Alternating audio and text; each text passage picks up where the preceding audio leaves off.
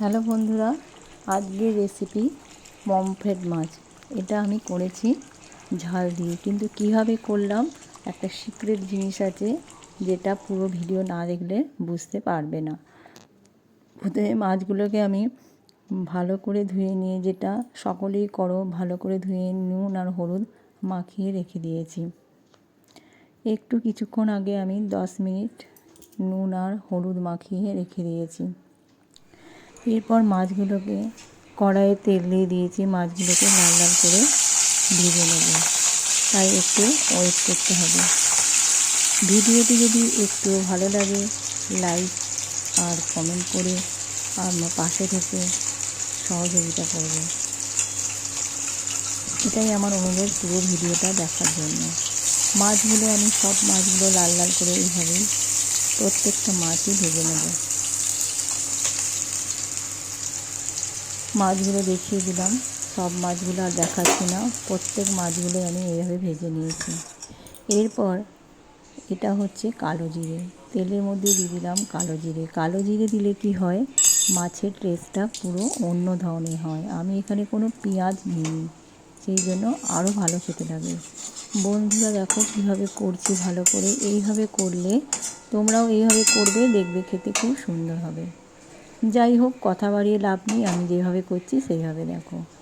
এরপর দিয়ে দিচ্ছি আমি অর্ধেক টমেটো। যেহেতু আমার মাছ খুব বেশি ছিল না, সেই জন্য আমি অর্ধেক টমেটোটা দিলাম। আর টমেটোটা আমাকে ভেজে নিতে হবে, এটা পেস্ট করলেও হবে না, যেহেতু ঝাল দেওয়া, সেই জন্য বেশ সুন্দর করে একটু নুন দিয়ে এটাকে আমি ভালো করে ভেজে নিচ্ছি। যতক্ষণ না ভাজা হবে ততক্ষণ আমি কিছু করতে পারবো না। টমেটোটা দেখছি ভালোই ভাজা হয়ে গেছে, দিয়ে দিলাম অল্প একটু জল দিয়ে দিয়েছি। এরপর আমি দিয়ে দেবো একটু হলুদটাও দিয়ে দিলাম, একটু নাড়িয়ে দিলাম। এরপর দিয়ে দেবো আমি সর্ষে বাটা জলটা কিন্তু আমি একটু ওপর থেকে দিচ্ছি, ভেতরে খোসাগুলো যাতে না যায়। এটাও কিন্তু একটা টিপস, খোসাগুলো খাওয়া ভালো না।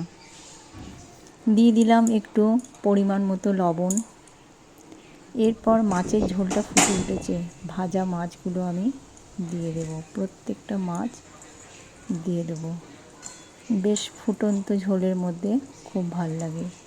এটা আমি তৈরি করেছি সর্ষে বাটা দিয়ে, এটা খুব সুন্দর খেতে লাগছিল।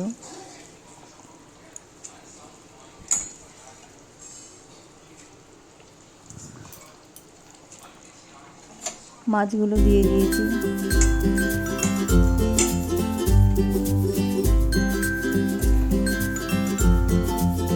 সব মাছগুলোই আমার দেওয়া হয়ে গেছে। এবার ঝালটা একটু ফুটতে দেবো, মাছের মধ্যে যাতে সর্ষেটা খুব সুন্দর করে ঢুকে। আমি সর্ষেটা বেড়েছিলাম কয়েকটা কাঁচা লঙ্কা, তার সাথে একটু নুন দিয়ে।